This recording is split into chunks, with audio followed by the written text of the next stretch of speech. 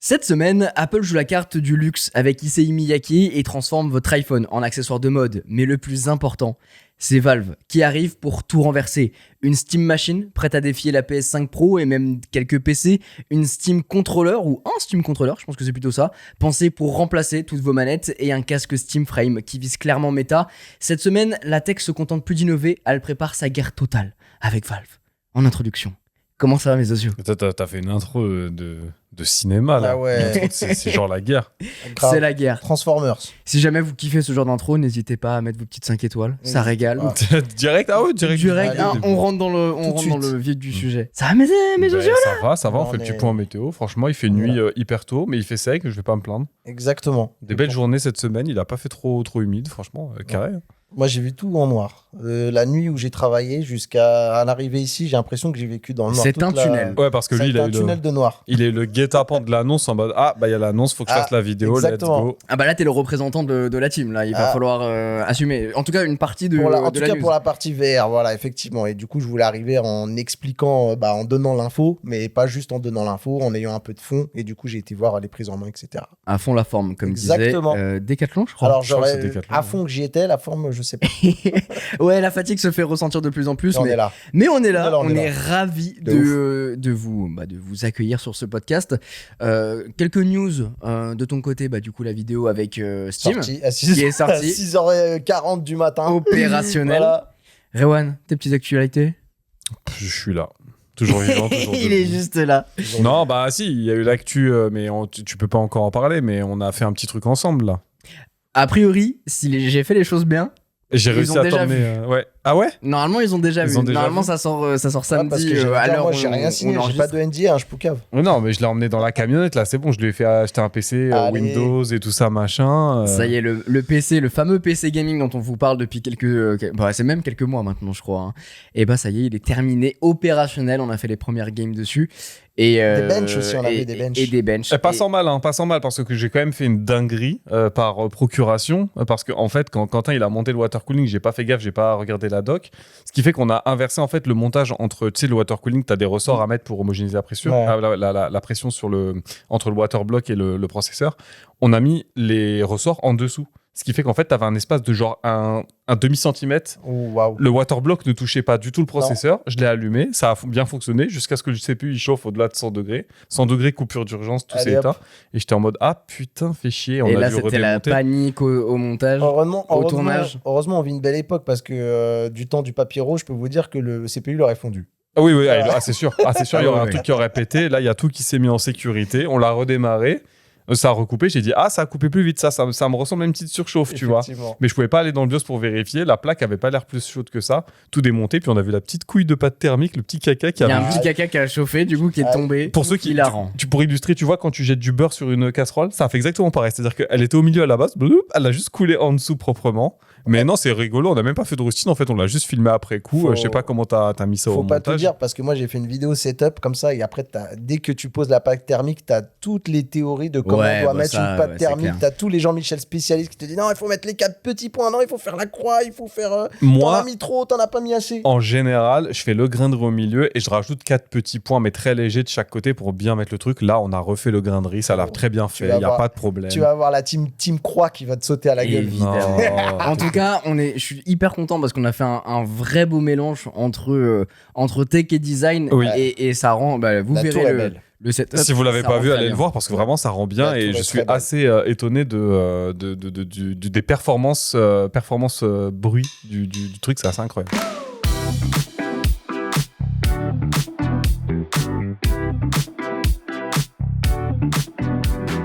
Je crois qu'on va directement rentrer dans le vif du sujet, même si j'ai commencé par évoquer Apple, on va parler de Valve. Parce que c'est enflammé depuis que toute l'équipe est arrivée, c'est hilarant, donc on va commencer par là. Valve a annoncé, un peu en catimini, même si ça faisait un moment, tu nous le disais Mathieu, J'ai vu que dans l'après-midi, je vous disais, ça il y commençait avait, à ouais, il y avait s'exciter. des Ça bruits arrive et fort, tout ça arrive. Ouais. J'ai Et vu. puis Valve a tapé du pied en annonçant pas un produit, pas 2 produits, mais 3 produits C'est ça. divers et variés qui viennent en front avec plein de concurrents différents. C'est hyper intéressant et bien évidemment, on est là pour vous décrypter un petit peu tout ça, quoi. C'est clair. En fait, ce qui est fou déjà avec cette annonce-là, c'est que en fait, c'est le fruit de pas mal d'années de réflexion parce qu'en fait, il y avait déjà une Steam Machine, un prototype qui était sorti. Je crois que c'était Linus Tech Tips qui avait mis la main dessus à l'époque. 2015. En 2015, t'avais leur manette qu'ils avaient fait à l'époque qui était pas mal. En fait, ceux qui l'avaient acheté, c'était un nombre assez restreint, mais ils l'avaient plutôt aimé. Moi, j'ai pas trop aimé juste parce que les joysticks, quoi. Il y avait qu'un joystick en fait. Je sais qu'il y avait le truc du joystick là. C'est ça. Pardon, T'avais les pavés tactiles sur les côtés, mais t'avais pas de joystick, t'avais pas de flèche, t'avais juste les boutons principaux et un joystick. Mais ça s'était très très mal vendu. Ça s'était très mal vendu parce bradé, que même. À la fin, bradé, il disait vas-y, prends mon truc à 5 balles, quoi. Je crois qu'il y avait peut-être les ça. Steam Machine et tout ça. Je me souviens, moi, des gens qui achetaient des Steam Machine pour une bouchée de pain. Alors pas Steam Machine, ça s'est jamais vendu. C'était vraiment non, c'était pas ça, mais c'était quoi? Ils avaient le Steam Link. Il y avait le boîtier Link qu'ils avaient créé pour justement pouvoir relier son PC à la fin, genre 15 €. Ouais. C'est genre vraiment achète mon truc. Mais c'est qu'en fait, l'appli elle le prend de base nativement, donc t'as pas vraiment besoin d'un boîtier comme ce que Nvidia avait fait à l'époque ou quoi. Et en fait là, du coup, c'est vraiment, regardez les gars,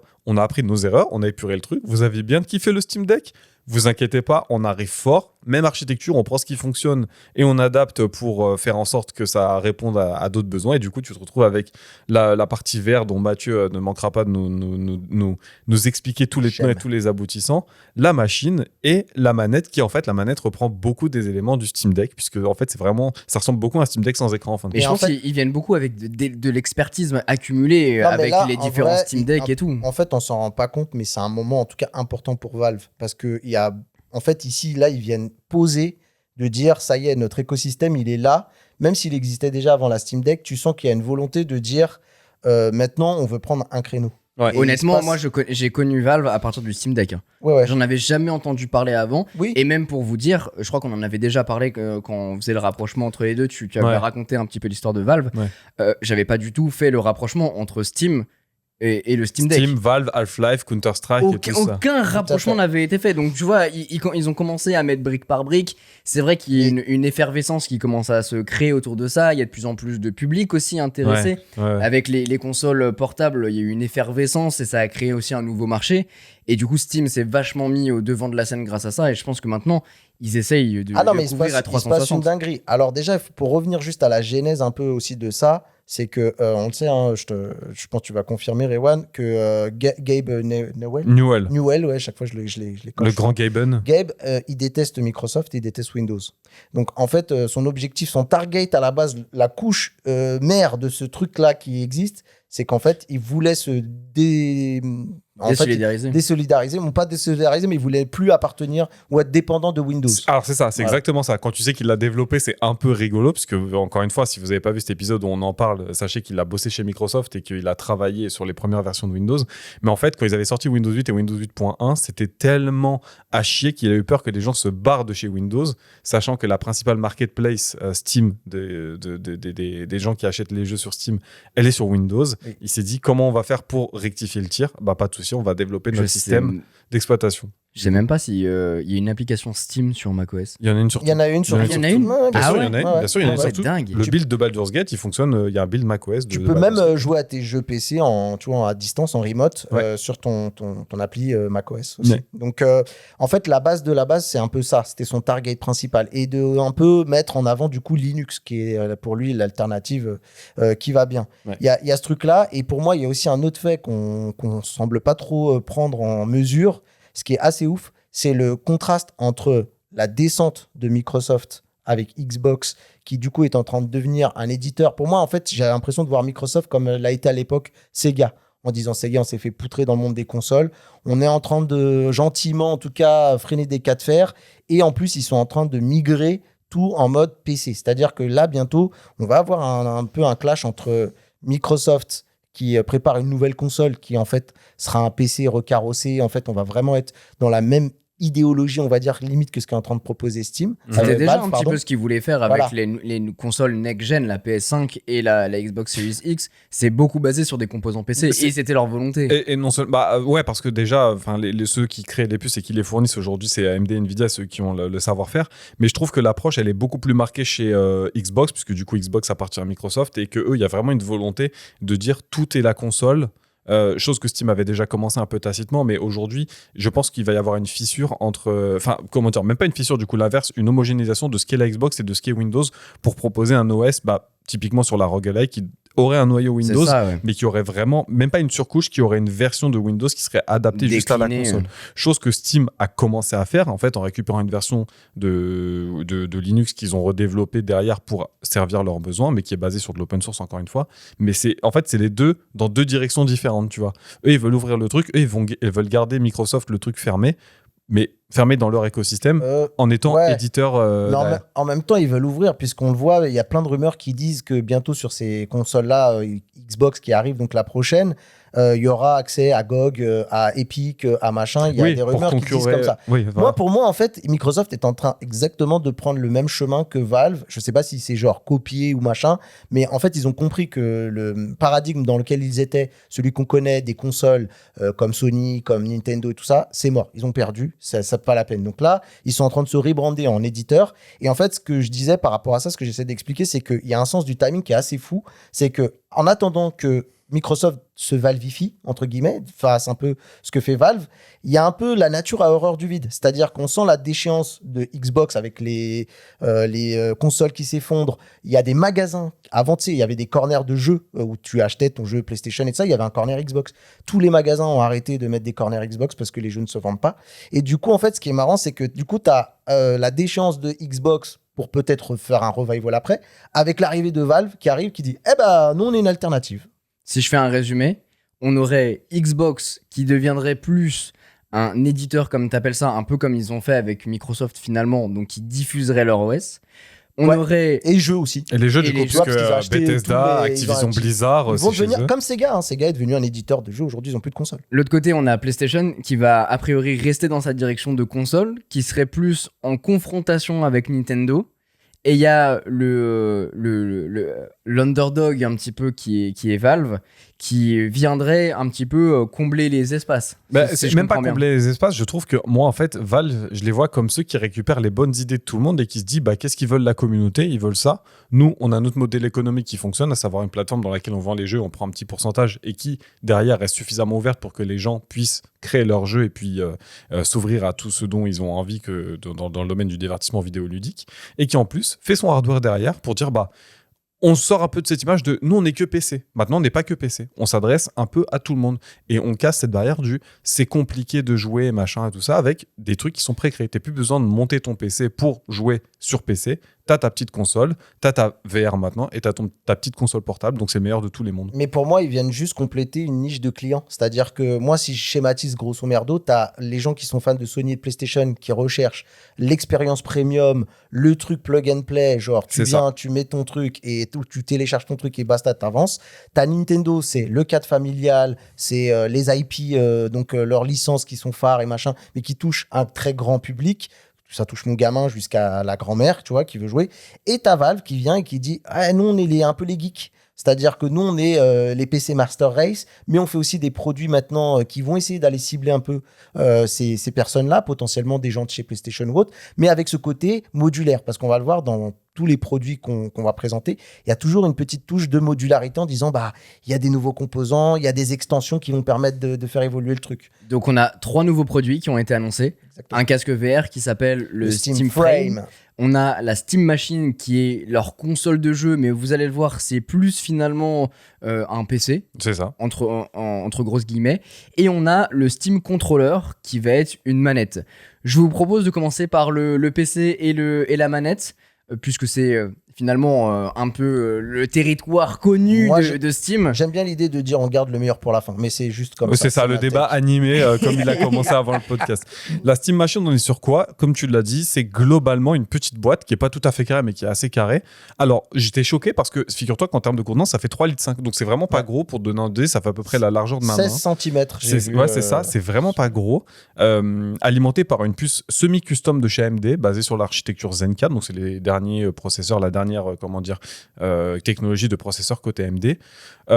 16 Go de RAM qui, je crois, est upgradable. C'est-à-dire que tu as vraiment des slots comme sur un PC, des Oui. slots, je sais pas si c'est du DIMM ou c'est du SODIMM, ça doit être du SODIMM. Alors, je vais peut-être dire une connerie, mais même j'ai vu un truc de ouf, c'est qu'apparemment, pour l'instant, elle serait équipée de base de RAM qui sont plutôt des RAM de laptop, mais tu peux passer à un profil genre PC fixe. Ah, ça, je savais pas. Mais À vérifier. pour moi, Mais j'ai vu passer cette info. c'est de la RAM, quoi qu'il en soit, qui est Et je dis peut-être upgradable. une connerie. Pareil que le stockage, le Bien. SSD qui est le même que le Steam Deck, donc c'est du 22-30, super. super, donc ça tu peux l'upgrader. Et tu as 8 Go de VRAM qui là pour le coup je pense est soudé directement sur la carte mère, qui serait capable de faire de la 4K 60 fps avec de l'upscaling IA, donc probablement du FSR qui est la technologie open source et développée par AMD, contrairement au DLSS 4 que vous connaissez chez Nvidia pour la dernière version. Et de ce que les revues ont l'air de dire, non seulement c'est peu bruyant, même à pleine balle, non seulement ça fait pas beaucoup de bruit, mais ça marche sa mère ce truc. C'est-à-dire que tu arrives vraiment à obtenir les performances qu'ils te disent. Alors certes, tu as de l'upscaling IA, mais pour une puce customisée, ils annoncent en termes de puissance à peu près 6 fois la puissance du Steam Deck, pour ceux qui veulent une échelle de comparaison. Ça a l'air de plutôt bien fonctionner cette affaire. Après, il y a un truc qu'il faut garder quand même en mémoire à chaque fois, c'est que là, pour l'instant, on est dans le jus de l'annonce. Donc du coup, toute la communication est méga contrôlée, verrouillée. C'est-à-dire que eux, ils te font tester le temps qu'il faut pour les appareils. Pour tu les vois, par médias, exemple, le casque VR, je sais que c'est genre 15 minutes sur Alix. Tu vois, donc, et là, ils te font jouer au jeu sur lequel ils ont vraiment toute la maîtrise. Donc, c'est-à-dire le vent dans le dos et tout pour afficher le plus beau parcours. Faudra quand même attendre les tests, même si Valve est... Sur le papier, je suis d'accord avec toi. Je vais quand même moduler deux choses. En général, c'est pas le genre à mentir sur les annonces. Valve ou à abuser la réalité. Et dans les vidéos que j'avais vues, il y a quand même des mecs qui ont fait tourner d'autres trucs. Tu vois, j'en ai vu un qui faisait tourner du Hades 2, qui est un tout petit jeu ou quoi, qui installait ses propres jeux derrière pour faire des tests. Et tu sais, genre notamment la pause. Tu peux passer d'un jeu à l'autre très très rapidement parce que ton jeu reste en mémoire et tu peux passer instantanément de ta partie Cyberpunk à ta partie de, je sais pas, Animal Crossing si tu as envie, directement. Ça fonctionnait bien d'ailleurs. Et de ce qu'il disait, ça avait l'air vraiment pas mal. Je pense que c'était chiffre à cadré moduler. Parce que les jeux, je les vois. Tu vois, tu parles d'Hades 2. Ouais. Comme par hasard, c'est le jeu qu'ils ont fait tourner aussi sur le casque. Tu vois. C'est Donc possible. c'est très contrôlé. Mais de toute façon, comme Valve d'hab, est une valeur sûre. ouais, c'est ça, à moduler quand il y aura les benchmarks qui sont sortis. En tout cas, de ce que les gens disaient, ça avait l'air vraiment pas mal. Alors Valve, avec cette Steam console, veut globalement arriver, si je schématise, à la console de salon, mais sans avoir le côté PC bordélique où tu dois personnaliser, mettre les mains dans le cambouis, machin. D'autant plus avec la petite plaque devant personnalisable où tu te dis, bon, allez, regardez, je vous mets ça, aussi c'était une pour petite faire couche. bander les gens comme toi de design, de machin. Mais ça m'a pris. Tu vois. Ça m'a clairement parce pris. que t'avais la petite aspect bois là, tu la mets devant. Exactement. Hop, Ouais, elle est mais même mignonne. au-delà de ça, je trouve que c'est chouette parce que ils arrivent avec une idée. C'est que, ok, on veut faire un PC. Globalement, c'est ce que c'est. Même si ça tourne avec des puces de PC, etc. Oui, c'est un PC. Et ils veulent le mettre dans l'univers des consoles de salon en disant, vous inquiétez pas, vous qui êtes joueur de PC, vous n'allez pas être dépaysé de 1. Et surtout, on garde le petit côté personnalisation et upgrade de comme tu viens de dire au niveau des composants. Je dirais même touche design, c'est-à-dire qu'il y a personnalisation où tu peux mettre genre des bandes LED pour faire kiffer les mecs qui adorent l'overclocking. Mais là, ils ont quand même fait un truc un peu raffiné en disant, bah tu vois, tu peux le mettre dans ton salon, sous ton meuble. Genre, ça, il n'y a pas ta femme qui va dire, c'est quoi ce truc de geek qui se lave pas là, C'est vraiment très sympa, moi je trouve la gueule que ça a. Alors, ce à quoi Quentin et Mathieu font référence, c'est la petite plaque qui est devant, qui en fait est magnétique, donc tu peux venir la changer, ils t'en montrent quelques-uns et tout ça, tu peux faire la tienne si t'as envie. J'ai vu un mec qui avait fait un écran e-ink, alors je sais pas comment il est branché, Oui, j'ai vu ça, mais un mec qui a fait un écran e-ink avec du monitoring. En dessous, vous avez une petite barre de LED que vous pouvez personnaliser pour faire un peu ce que vous voulez, mais surtout, elle affiche certaines fonctions, c'est-à-dire quand tu télécharges un jeu, elle progresse petit à petit en bleu, et quand c'est bon que c'est téléchargé, ça clignote en vert en mode ton jeu il est fini de télécharger pendant que tu es en train de regarder Netflix. Mais c'est une touche de génie, ça. Non, mais c'est du quality of life. Ouais. Mais quelle idée de génie. Et ça reste vraiment très bien fait, très puré. D'ailleurs, c'est un petit peu l'image du boîtier du PC qu'on a monté maintenant que j'y pense, l'espèce de petite barre qui court. Donc c'est très bien fait, je trouve. C'est très dense quand même en termes de contenu. Et effectivement, derrière, c'est des composants de PC. Ça reste un OS Linux derrière qui peut, vu que c'est SteamOS, rebasculer en mode PC. Donc tu peux très bien le mettre sur ta télé, mais tu peux très bien l'avoir comme PC de maison et basculer sur le mode PC de SteamOS. L'avantage avec la Steam Controller, on verra, c'est que tu as du coup le pavé tactile pour bouger avec comme une souris, c'est ça ? Vraiment, tout est pensé pour que ce soit facile à utiliser et surtout que ça convienne au maximum de monde. Et en plus de tous ces trucs-là, ça reste du SteamOS. Donc tu as toute la couche de compatibilité avec les différents jeux qui sont faits pour les PC à la base, donc les architectures x64, qui peuvent tourner du coup sur un OS Linux au lieu d'un OS Windows, en complète transparence, à ceci près que comme d'hab, il y a toujours les problèmes pour les anti-cheats qui tournent au niveau du noyau, et dans ce cas-là, les jeux de FPS compétitifs type Call of Duty ou Battlefield qui n'ont pas développé d'anti-cheat côté Linux, ça tournera pas malheureusement. Mais il y a un truc qui est marrant quand on prend cette réflexion et qu'on reboucle avec tout ce qu'on disait, c'est-à-dire que on disait par exemple que justement Valve va essayer un petit peu d'aller capter,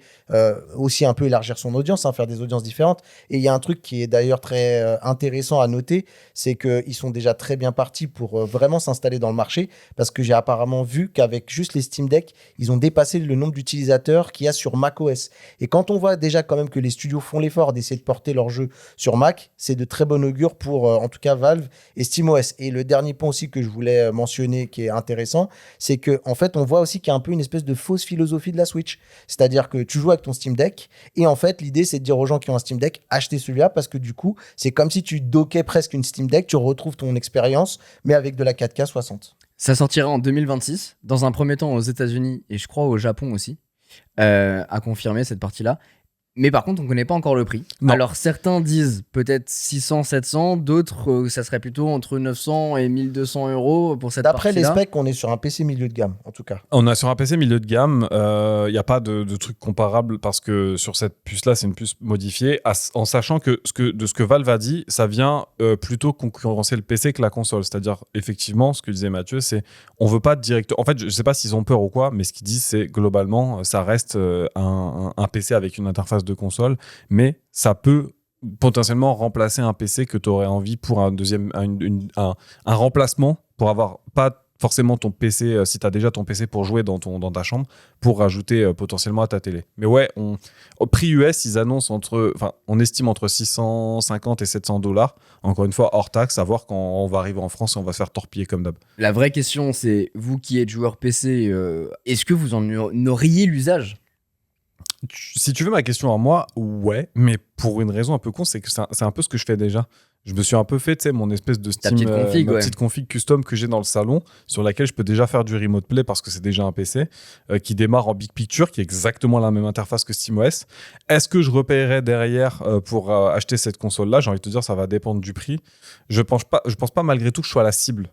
Parce que ce que disait Mathieu, et à juste titre, c'est que là, si on vient attaquer les gens qui sont un peu réticents à prendre une console parce qu'ils ont déjà leur univers PC, mais qui sont un peu déroutés par le fait d'avoir un PC sur un écran de télé. Là, l'avantage, c'est que tu casses un peu les barrières. Voir une clientèle qui est ceux qui ont la Steam Deck et en leur disant c'est la donne idéale pour C'est avoir le truc top quality. C'est ça. C'est la station C'est de le la choix Switch, viable. quoi, un Ouais. peu, tu vois.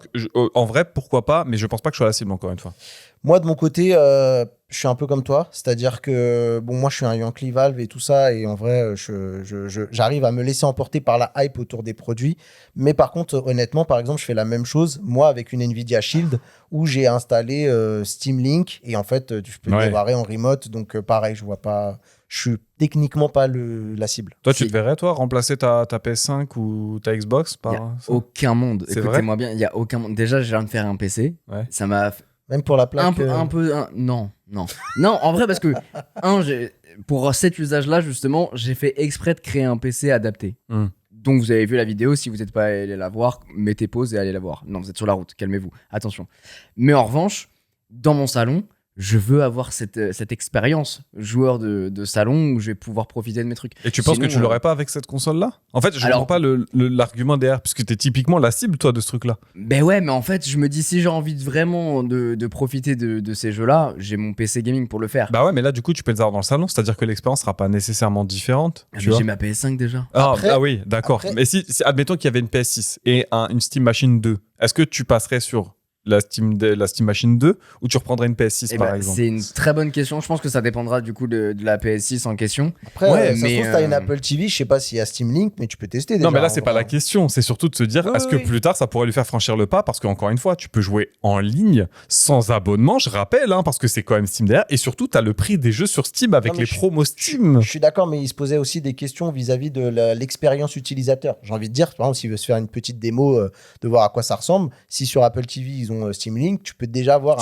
un aperçu de voir à quoi ça ressemble. C'est vrai. Après, tu vas chez Rewan, tu vois comment ça se passe aussi. Quand ouais, mais on a fait pas mal de parties comme ça, effectivement. Et t'aurais, du coup, la manette, puisqu'ils le vendent aussi avec leur nouvelle manette. De grâce. Alors, tu vois, s'il y a un produit qui me hype, c'est bien ce truc-là. Alors, tu sais, quand je l'ai vu, j'ai eu des vibes de la première manette de la Xbox One. La Xbox, pas la 360, la Xbox. T'as vu comment elle est grosse, la manette ? Oui. Mais c'est marrant parce que je suis pas très. Alors, tu vois, moi, s'il y a une manette que j'aime bien, c'est celle de la PS5 parce que justement, elle est assez affinée et tout ça. Justement. Et en la voyant, ça m'a pas choqué. Mais alors, moi, ça m'a pas choqué spécialement parce qu'avec les pads, je me dis, elle est un peu grosse, mais ça m'a vraiment fait la vibe du chunk boy que c'était la manette de la Xbox originale parce qu'elle était vraiment balèze. Ouais, elle, mais pour le coup. module était au-dessus. Ouais. Moi, je vais pour faire ça. le seul contre tous, mais je la trouve tellement anti-ergonomique. Alors, je l'ai pas testé, hein, mais tu sais, genre, je trouve que le visuel est un peu repoussant. Alors- Avec ce côté un peu, limite, c'est un rectangle, presque. Oui. Il y a pas de, Ouais, tu vois, je tu suis sens que d'accord. pour la prise en main, ça n'a pas l'air sexy. Alors, je suis assez d'accord, mais tu sais quoi? Au début, je me faisais cette réflexion, et après, j'ai joué avec ce que t'envoie Nintendo avec la Switch, où tu glisses tes Joy-Con à l'intérieur, et justement, t'as cet aperçu-là, Ok. très carré, etc. Oui, oui. C'est très agréable. Bah, en vrai, Bah, ça reprend un peu le. Je pense C'est là. pour ça, je pense que le visuel trahit potentiellement. Et puis, j'imagine que les mecs, ils ont fait un peu de Et puis R&D, surtout, il y a hein, pas mal de technologies dans cette manette. C'est Ce soit ça. au niveau des joysticks, ils ont repris finalement le concept de la Steam Deck. Ouais, alors à ceci près que je me suis mépris. En fait, quand j'ai regardé les vidéos, je pensais que c'était des comment ça s'appelle, des joysticks All Effect, mais c'est pas du tout des All Effect. C'est une nouvelle technologie qui est TMR. encore mieux. Ouais, TMR. Alors TMR, c'est le terme français, je crois. Non, c'est le, non, c'est non, le c'est All en Effect. anglais, C'est au-dessus du All Effect. C'est en fait c'est du des sticks c'est magnétiques, en ouais, fait. c'est de la gestion magnétique, ce qui fait que t'as pas t'as pas moins les de drifts. zones mortes, t'as plus de réactivité, t'as moins de risque de drift, et en fait ça permet une plus grande précision parce qu'en général les autres technos ça se base juste sur un flux électrique. Plus tu vas d'un côté, plus t'as de la tension et plus on considère que tu tournes le joystick à Et un certain pareil, tu as endroit. toujours ce côté très modulaire on voit dans cette espèce de fil conducteur des annonces où apparemment tu as 4 boutons qui sont assignables. Que tu vas pouvoir Ouais, faire un peu ceux ce que qui tu sont veux. derrière, ceux que tu as Ça. déjà sur le Steam Deck, en vérité, ceux qui sont au niveau de ton majeur et de ton. Pas auriculaire, j'ai oublié le nom. Ton. Ton petit doigt. Non, bah, c'est pas le petit T'as doigt. ton petit doigt et l'autre C'est petit doigt. Bah, ça dépend de comment tu tiens ta manette, mais oui. Les deux petits doigts. L'annulaire. C'était l'annulaire le mot que je Ah cherchais. Tu te retrouves du coup avec les mêmes pads tactiles que dans le Steam Deck, ce qui est incroyable parce que à la fois eux, ils ont leur retour haptique aussi, donc il y a 4 moteurs, je crois, qui vibrent dedans, donc à gauche, à droite et pour les pavés tactiles, qui sont une énergie linéaire qui permet de faire vraiment de la simulation tu as des petits retours un peu sympas où les développeurs vont pouvoir mettre des petits retours plus adaptés à l'action, au jeu que tu es en train d'utiliser, qui sont les mêmes que le Steam Deck globalement, donc c'est cool de les avoir. Et encore une fois, on retrouve la philosophie ça reste un PC, donc tu peux t'en servir comme une souris pour jouer avec. Et le reste, ça a globalement la même. En fait, c'est un hybride entre une manette de Xbox. Je trouve visuellement, ça fait penser à une manette de Xbox sur laquelle tu avais mis le clavier à l'ancienne. Oui, c'est vrai. En option, sur lequel tu as mis des pavés tactiles du coup. Mais par contre, tu te retrouves avec les deux joysticks en bas. Les deux pads, ouais. Les deux... Non, alors non, les joysticks. Tu sais, tu as les joysticks qui sont normalement sur la Xbox, tu en as un à gauche Ils et sont un au décalés, milieu ouais. en bas à droite. Et ben là, les deux, ils sont en bas. Ok. Et tu as les flèches en haut et les boutons en haut de chaque côté. Donc, Et elle est t'as un symétrique. gyroscope aussi dessus. Et il y a un gyroscope, C'est fou. effectivement. Bah, comme la PS5, en fin de compte, ils t'ont rajouté un petit gyroscope histoire de dire, voilà. Moi, c'est vraiment dans cette idée de prendre les bonnes idées partout où elles sont, tu vois. Je dois voir ça que chez Switch, ça marche bien. Ils se disent, bon, on va le rajouter, tu vois. Je sais pas s'il y en a qui s'en sont déjà servis sur la PS5, parce que tu peux viser au gyroscope sur la PS5, tu peux Ouais, adapter ta c'est vrai visée. aussi. Ouais. Ils ont pensé à plein de petits trucs cons, genre si tu le tournes trop ta manette, tu lâches un endroit et ça recalibre ton joystick pour que quand tu le reprennes, ça continue la course du joystick. Encore une fois, Valve, typical Valve. Ça, je pense que effectivement, si je dois craquer plus tard pour une manette, ce sera peut-être celle-ci que Et moi j'utiliserai. aussi, c'est Ouais. ce que je me dis, surtout pour le PC. Moi, bon, je vais en faire crier plus d'un, mais effectivement, j'aime bien jouer à la manette oui. sur PC. Pause. Le PC qu'on lui a fait faire là, il joue à la manette dessus, Ah d'accord. ouais. Il joue à la manette à Battlefield 6 alors qu'il a un PC. Évidemment, C'est évidemment. une dinguerie. Ok, J'ai d'accord. tué tellement de mecs sur BF6 grâce à ça. Ok. Laissez tomber. Mais en tout cas, c'est pour ça que je pense que c'est un produit qui, moi, me parle beaucoup.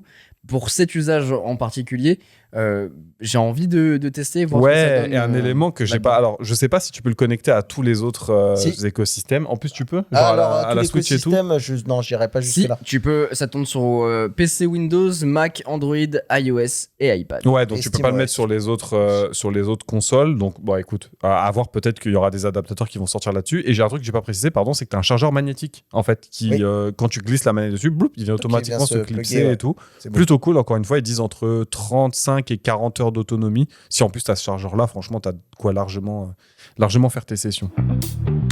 Il y a un troisième produit que Valve a annoncé.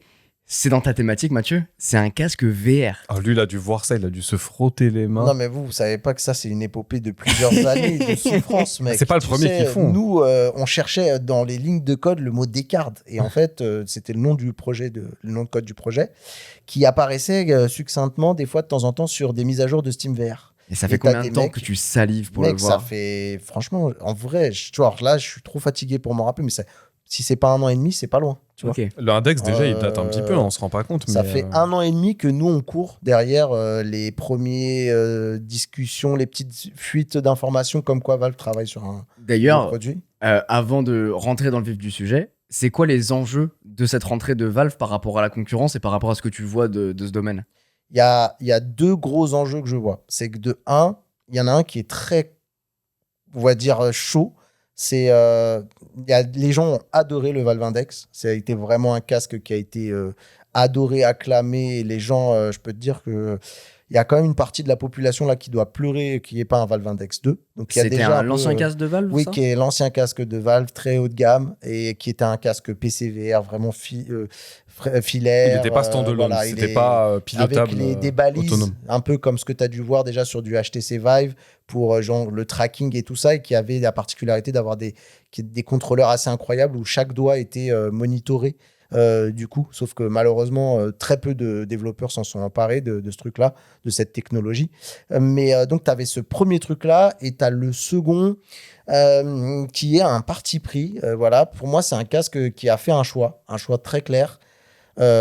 T'évoquais l'idée d'aller taper Meta, c'est pas vraiment le cas. Ils sont axés en mode, nous, on fait un casque VR pour les joueurs. Voilà. Ça montre quoi? Ça montre que déjà, ils n'ont pas mis de caméra couleur, par exemple, sur ce casque-là. Donc, tu n'as pas de réalité mixte. Perso, ils décident de ne pas aller dessus. Un peu comme ce qu'a fait Sony. Il y a beaucoup de similitudes entre un PSVR 2 et un Steam Frame, pardon, qui est donc son nom. Mais sinon, ils ont décidé d'opter pour de l'autonome parce que je pense que c'est le sens de l'histoire pour les casques VR. C'est-à-dire qu'il y a beaucoup de gens qui le regrettent. Tu as notamment les gens qui font beaucoup de simu et qui sont constamment sur des sièges à vérin ou qui sont sur, tu vois, qui font du flight sim et qui sont posés. Et en fait, eux, le câble derrière rebranché sur la machine, c'est pas forcément un problème. Mais je pense qu'il y a quand même cette volonté de dire que, bon, on est en 2025 et que autonome, le turfu, c'est le sans fil. Et puis, tu as aussi le cas du divertissement en dehors du jeu. Donc, si tu n'as pas de réalité augmentée, tu peux quand même avoir ton petit film que je projette chez toi parce qu'il y a un mode bureau dedans. Donc, en vrai, sur ce segment-là, ça pourrait être intéressant. Et un élément qu'ils n'ont pas du tout évoqué parce qu'ils ont vraiment axé sur le jeu pur et dur, mais qui sera intéressant de voir, c'est quid du spatial computing. Parce que même si tu n'as pas de réalité mixte, c'est pas grave. Tu peux te mettre dans des environnements virtuels pour bosser sur ton PC, puisqu'il y a du remote. Ils en ont parlé à demi-mot, mais... Ouais, mais tu vois, on sent que c'est pas un axe central, en tout cas, sur lequel ils communiquent sur ce casque. Donc le Steam Frame, c'est un casque gaming. Voilà, exactement. C'est un casque gaming. Et en fait, ce qui est très drôle et très bizarre quand on a le background que nous, on a, c'est qu'on sent que c'est un casque qui se veut être un PC. En fait, ils t'expliquent qu'ils ont vraiment mis pour eux un PC dans le casque. Ouais. Alors que, paradoxalement, et ça va te faire marrer, à l'intérieur, on va trouver un soc qui est un Qualcomm Snapdragon 8 Gen 3. Donc qui est un des anciens socs des téléphones haut de gamme d'il y a 2-3 ans. Du coup, qui est un soc qui est quand même très puissant. D'ailleurs, il est plus puissant, bizarrement, que le dernier soc de Qualcomm qui est dédié au casque, qui est le XR2 Plus Gen 2. Il est un peu plus puissant. Il a été quand même customisé. Il y a toujours comme tu parlais de la Steam Machine, il y a toujours ce côté où Valve a mis sa patte pour aiguiller Qualcomm en leur disant on a besoin d'avoir telle et telle perf pour faire tourner sans doute tout ce qui est la couche logicielle, l'émulateur et tout ça, machin. Il a quand même 16 Go de RAM. C'est un des casques qui a le plus de RAM que je connais de tout le marché. Tu as en comparaison Pico, qui est l'équivalent de Meta, version chinoise, le concurrent, et qui a lui 12 Go de RAM. Là, on est sur du 16. On est très, très bien. Et on a aussi donc, du stockage, 256 Go ou 1 Tera. Et après, on a la possibilité de l'étendre avec de la micro SD. Et j'en profite pour répondre à une question qu'on m'a posée sur laquelle j'ai pas encore eu le temps de répondre en commentaire. C'est quoi le fait donc, quel est l'intérêt de prendre du 1 Tera si tu as un 256 Go avec un slot micro SD? Il faut savoir que les performances d'une carte micro SD ne sont pas exactement les mêmes que celles d'une mémoire interne. Et là, j'aurais de vie de la carte SD aussi, parce que ça les flingue, les cartes SD. Oui. Chose qu'on n'a pas précisé pour la machine Steam, il y a aussi le port de carte micro SD dedans. Exactement. Il y en a en façade. Donc comme le Steam Deck, finalement, tout est harmonisé, standardisé au maximum. C'est-à-dire que... Oui, tout se ressemble beaucoup, c'est vrai. Ouais. Ben, c'est ça, entre tous les produits dans lesquels tu passes, tu retrouves un écosystème commun et cohérent pour que ça soit genre vraiment limite transparent. Et pas dépaysé, à chaque fois. Un peu comme côté Apple, de macOS, voilà. Et on a eu voilà. le même réflexion. Exactement. Alors, on va retrouver on parlait de balises au début quand je parlais du Valve Index pour le suivi donc des contrôleurs, parce que là, pour l'instant, il n'a pas été abordé le fait qu'on puisse faire du hand tracking. Et apparemment, pour l'instant, c'est pas totalement le cas, mais ça pourrait venir, mais je vous expliquerai pourquoi. Pour l'instant, il y a les deux contrôleurs qui reprennent exactement les mêmes touches globalement que tous les autres périphériques, que la Steam Deck, etc. C'est les manettes, c'est ça que. C'est ça. Mais dans chaque main. Tu as les contrôleurs dans chaque main, un peu comme ce que tu trouves sur un MetaQuest. Sauf que par exemple, ils ont mis une croix directionnelle sur donc ces fameuses manettes parce qu'en fait, dans le marketing, dans l'annonce, ce qu'ils vendent, c'est vraiment le jeu VR, mais aussi le jeu écran plat.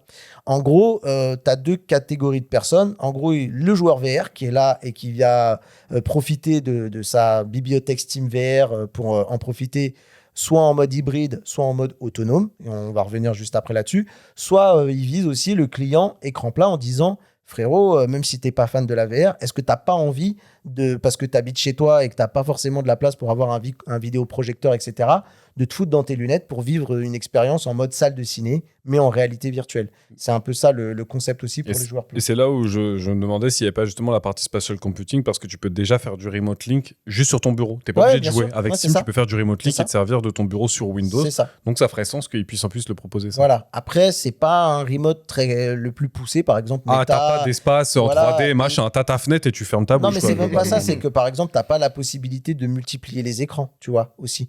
Chez Meta, tu peux monter jusqu'à 3 écrans, tu as différents écrans, un peu comme l'Apple Vision Pro, de l'ultra-wide, etc. Là, c'est vraiment du remote sur un grand écran, mais standard. Tu vois, t'as pas de côté très custom. Quoi. Ouais, pas de custom. Le truc aussi qui a vraiment marqué, moi, sur le casque, qui m'intéresse de ouf, c'est son poids. Alors, le poids du module avant, juste le petit module, il fait 190 grammes. Alors, tu me dis, pourquoi tu me parles de ça? Parce que.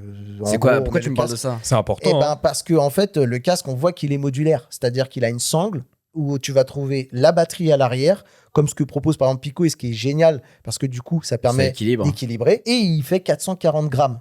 C'est 100 grammes de moins qu'un MetaQuest 3. Et ça, en termes de confort, tu vois, 100 grammes de gagné, c'est ouf. Je crois que si tu gagnes 20 grammes, si tu enlèves 20 grammes sur un point d'un casque VR, ça augmente ta possibilité de durée de session en jeu beaucoup plus importante. Plus tu enlèves des grammes, plus les gens peuvent porter les casques longtemps. Oui, c'est plus confortable. Exactement. La sangle a l'air plutôt bien pensée aussi, pareil. Donc, il y a l'audio aussi qui est un peu comme dans les casques de Meta traditionnels. On va trouver l'audio aussi sur les branches.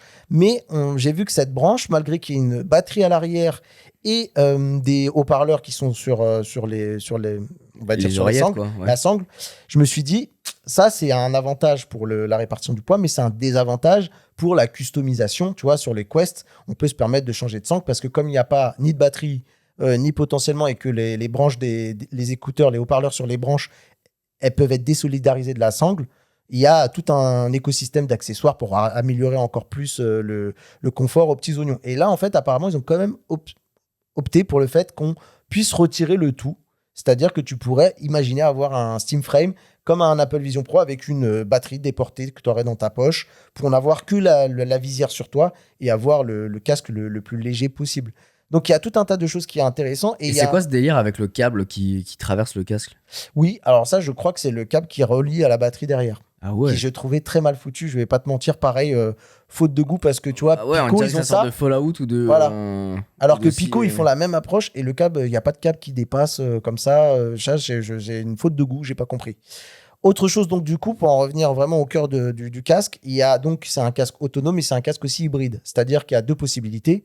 Où tu joues à tes jeux dans le casque, soit en passant par les jeux, ils sont à Linux, donc ils sont pris nativement en compte par SteamOS, soit ils passent par Proton, et du coup, tu peux faire tourner tes jeux Windows, soit ils ont aussi développé une nouvelle fonctionnalité aussi qui permet aussi également de traduire les jeux x86 en direct depuis le casque, qui était assez fou. Apparemment, Linux Tips, il a trouvé ça incroyable, qui permet comme ça de jouer aussi à tes jeux Microsoft en direct sur le casque. Alors le truc qui est fou par rapport à ça, c'est que en fin de compte, c'est un processeur qui a un Snapdragon dedans. Donc c'est de l'architecture ARM, on avait déjà parlé là-dessus. ARM. Donc c'est pas les mêmes instructions que ton processeur en x86 que tu as sur les PC c'est Intel ou AMD. C'est 2 architectures très différentes. Là où les puces silicone, tu te rappelles, ils ont fait Rosetta, je crois, qui est la partie virtualisation, qui t'a fait quasiment oublier que c'était de l'émulation en fin de compte.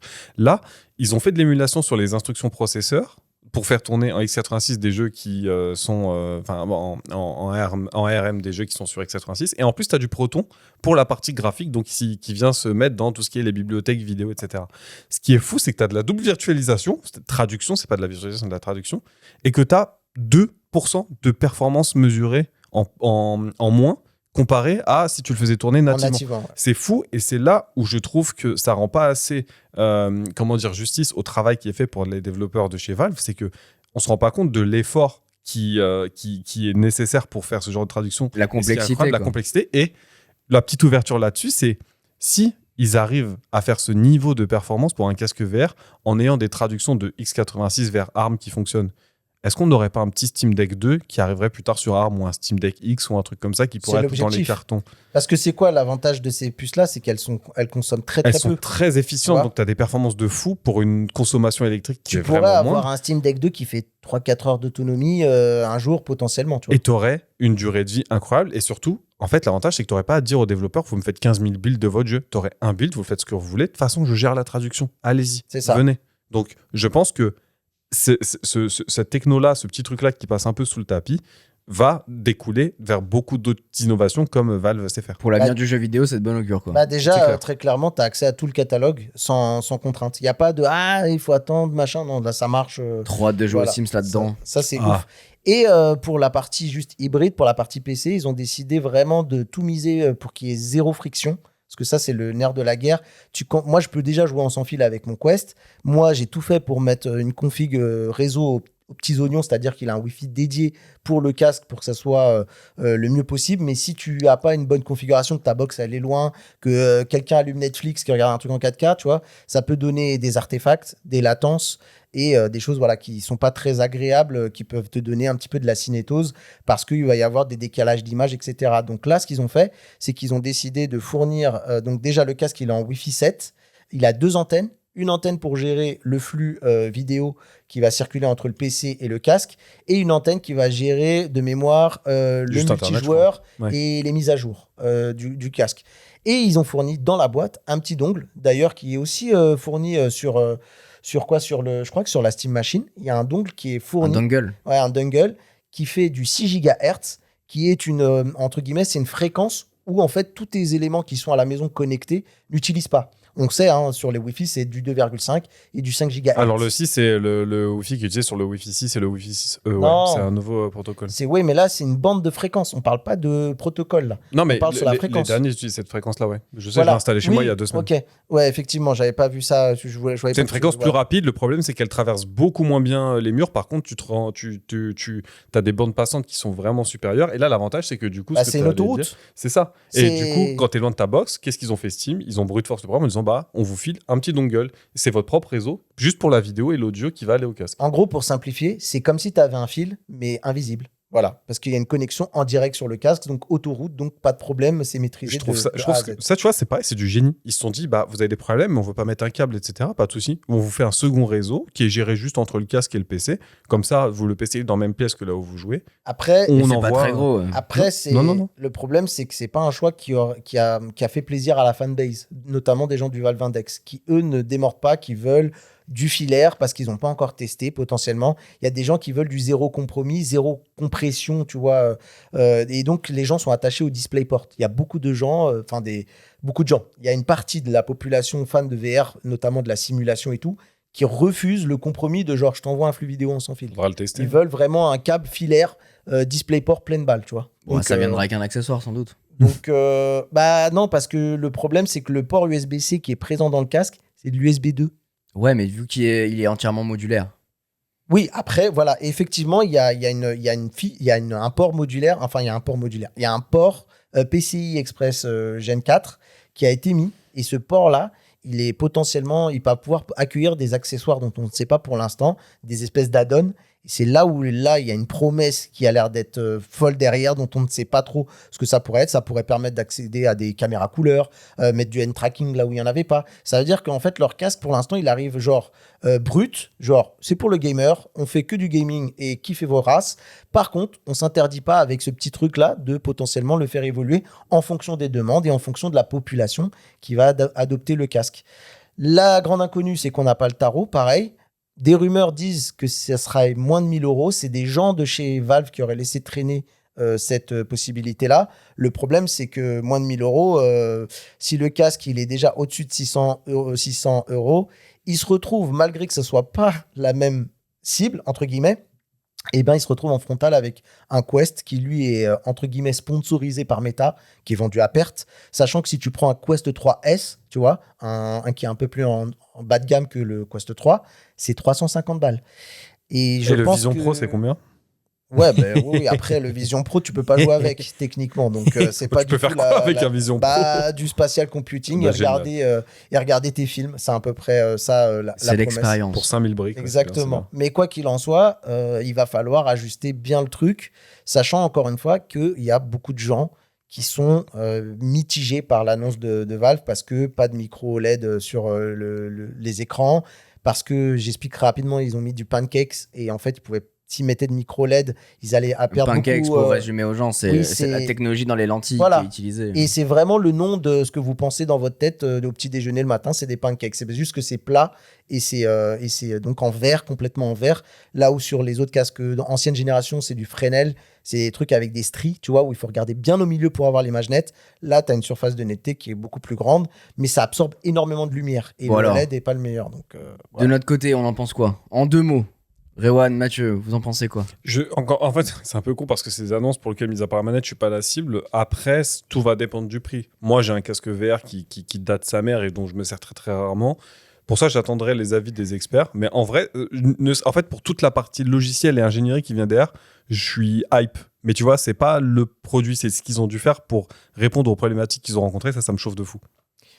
Moi, je suis un Yankee. En fait, ça n'a pas depuis un petit moment, je sais pas si j'en ai parlé, je lorgne sur une console portable, une Steam Deck et machin. Donc, je suis vraiment Yankee. Le fait d'avoir un Steam Deck sur la tête, pour moi, le concept est génial, parce que c'est ça, hein. Littéralement, si on devait résumer ce casque, c'est un Steam Deck sur la tête, devant tes yeux, avec la VR en plus. Le truc, moi, je reconnais tous les bienfaits et toutes les innovations qui sont dedans, qui sont juste ouf. J'ai un problème malgré tout. Alors après, on a l'inconnu du prix, il faudra voir. Mais par contre, on sent par rapport aux gens qui ont déjà des casques, en fait, ils se différencient pas assez d'un Quest 3.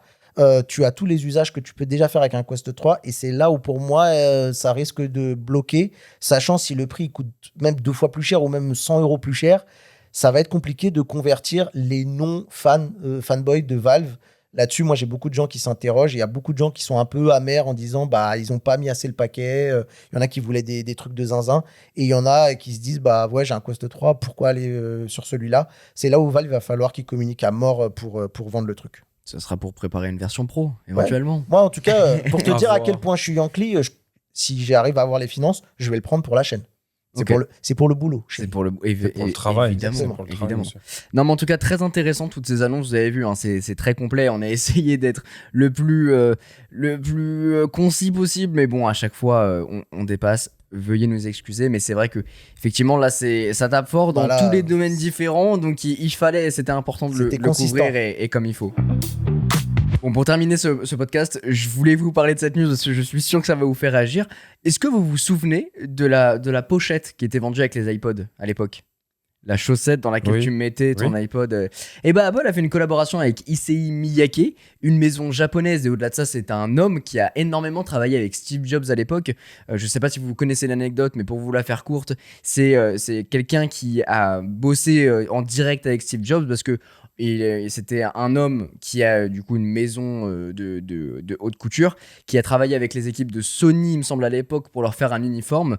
Steve Jobs, adorant ça, il a voulu faire un uniforme pour les personnes de chez Apple, qui ont refusé. Mais du coup, il s'est fait un propre uniforme à lui. Et donc, c'est pour ça qu'il a le fameux jean bleu, les New Balance et surtout le col roulé noir qui est de Issei Miyake. C'était sa signature. Maintenant, quand tu vois Steve Jobs, tu le vois habillé comme ça. Ouais, j'avais pas l'info. Du coup, intéressant. Voilà. Issei Miyake, c'est celui qui a créé le fameux. D'ailleurs, qu'ils ont vendu par la suite. Et il me semble qu'il est toujours vendu, ce col roulé. Le col roulé. Mais voilà. En tout cas, c'était celui-là. Et quand tu vas dans la penderie de Steve Jobs, feu Steve Jobs, c'était comme Bryce Nice. Il y avait que du Issei Miyake avec le col roulé noir. Bref, trêve de parole, ils ont toujours eu cette similarité, en tout cas cette confrontation entre Issei Miyake, la maison japonaise, et Apple. Et donc ils viennent de sortir une pochette de luxe pour votre iPhone. Qu'est-ce que c'est cette pochette de luxe? T'as entendu, c'est de luxe. Hein. De luxe. Accroche-toi. Oui. Non, mais Il l'a pas encore allez-y, vu. allez-y, moi Je j'ai. sais pas si c'est spoil encore. Globalement, pour vous imaginer un petit peu le truc, c'est une sorte de housse tricotée que tu peux mettre comme un sac à main, comme une bandoulière pour mettre ton iPhone, Pour pas qu'il porter attrape ton froid, iPhone. ça se voit. Alors, il y a deux choses là-dessus. Alors déjà, ça ressemble beaucoup à la pochette de l'iPod, c'est pour ça que je vous ai amené cette image dès le début. Mais c'est surtout qu'avec cette philosophie de l'iPhone Air, ils veulent qu'on porte notre iPhone plutôt que de le tenir. Et pour ça, il faut un petit sac pour son iPhone. Oh là Et donc, là. ils l'ont créé en deux formats différents, un format court et un format long. Est-ce que je vous donne les prix maintenant ou pas? Vas-y, envoie les prix. Oh, bah, envoie un mois pour l'instant de ce que je vois les photos. Je sais pas, t'as pas vu encore le prix?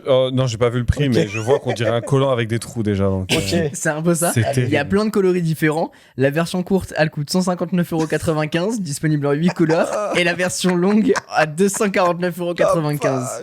Tu sais, je me suis dit, avec la chiffonnette à 20 balles, ils avaient niqué le game. Et voilà, ils peuvent encore aller. Mais tu rigoles, là, un mec il te vole l'iPhone, il laisse l'iPhone, il prend juste la chaussette. grave. Il prend que la chaussette. Il y a deux discours officiels qu'il faut que je vous partage. Déjà, celui de Miyake Design Studio, incarné par Yoshiyuki Miyamae, qui décrit l'iPhone Pocket, qui est le nom de cette fameuse pochette, comme une poche supplémentaire qui matérialise le lien entre l'objet et son utilisateur, avec un design volontairement simple pour laisser de la place à l'interprétation personnelle.